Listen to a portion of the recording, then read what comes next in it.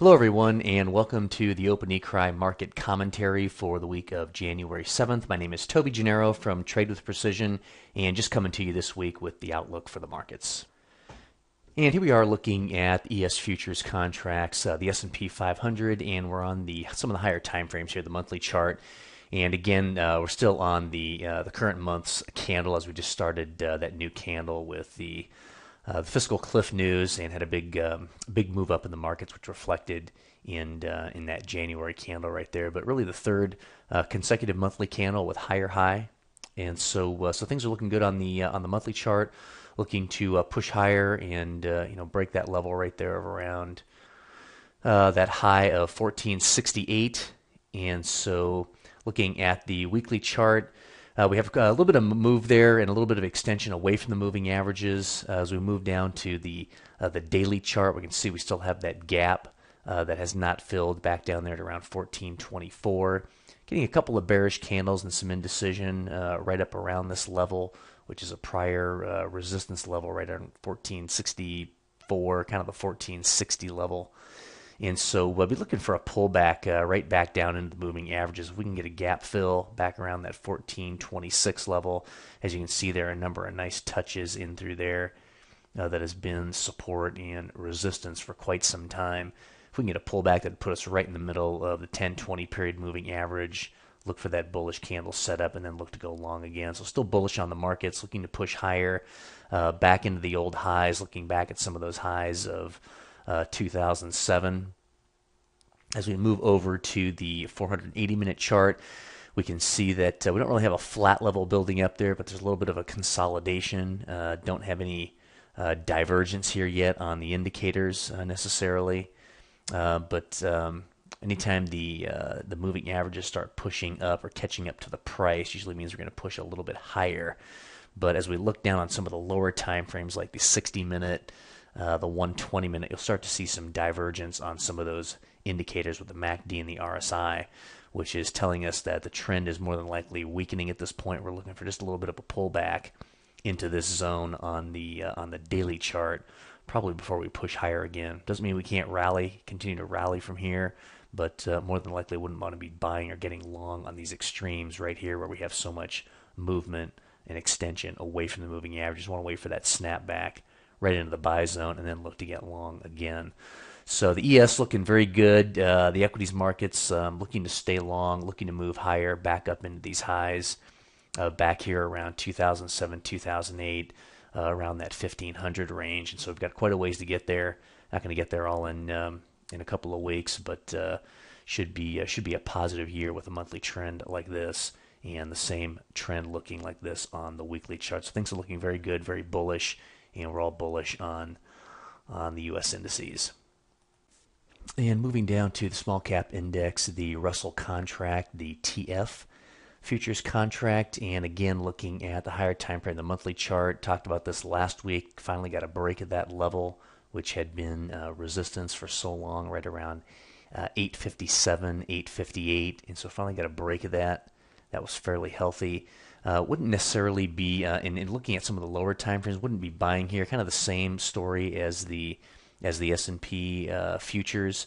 Have a lot of extension here away from the moving averages, starting to get some indecisive candles, and then looking for that pullback right back into the buy zone. So that could be somewhere down here around this 840 level, which would be ideal, or even possibly back down around this 832 level, and that would put us right in the range of that buy zone, looking for then a bullish setup candle there.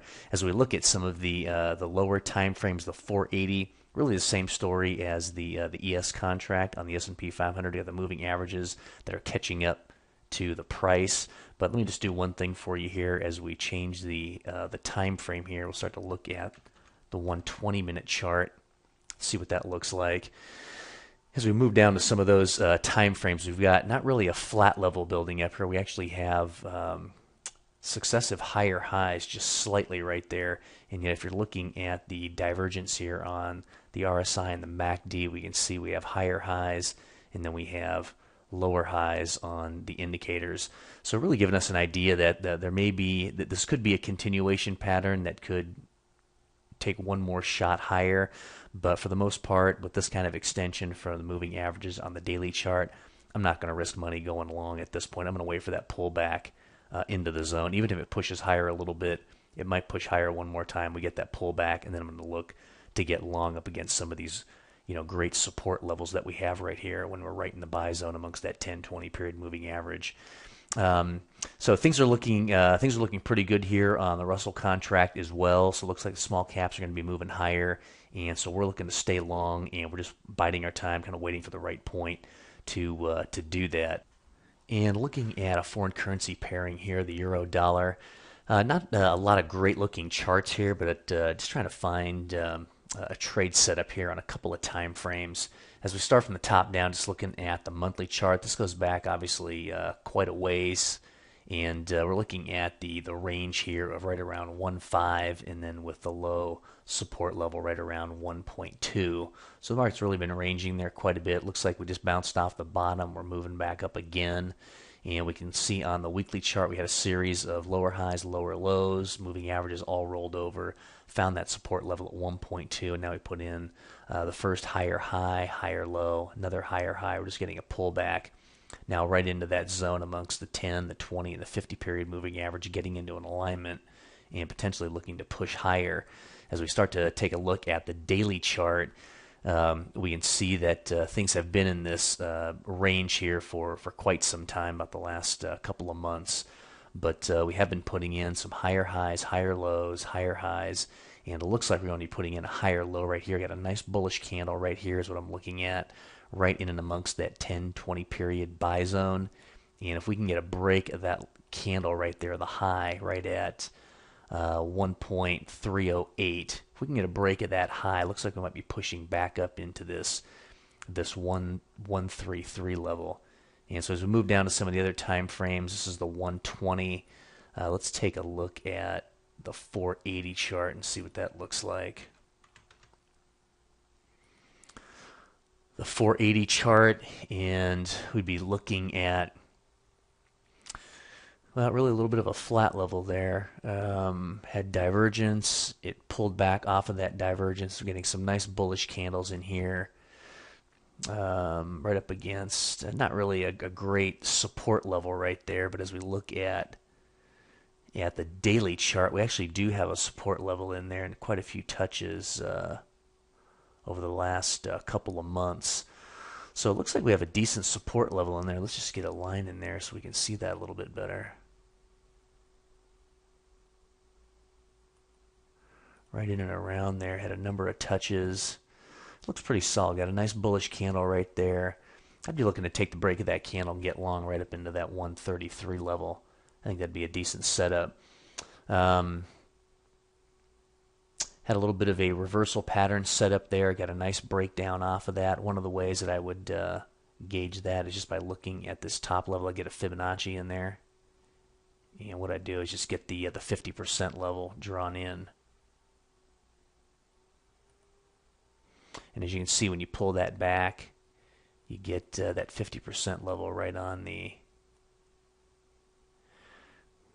bottom of that reversal pattern, and that takes us right back down to the low part where we're starting to get a bounce, and we're starting to get some bullish candles setting up off of that 1.3 level. So I'd anticipate a little bit of a bounce right back up into the high. And looking at the daily chart and the weekly, looks like that's a very probable trade setup. So things looking pretty good there on the euro dollar. So that's the outlook for the week on a couple of markets, the U.S. indices and a foreign currency pair. And we'd like to thank you for watching the Open Ecry market commentary for the week of January 7th. And we do look forward to speaking to you next week on the market update.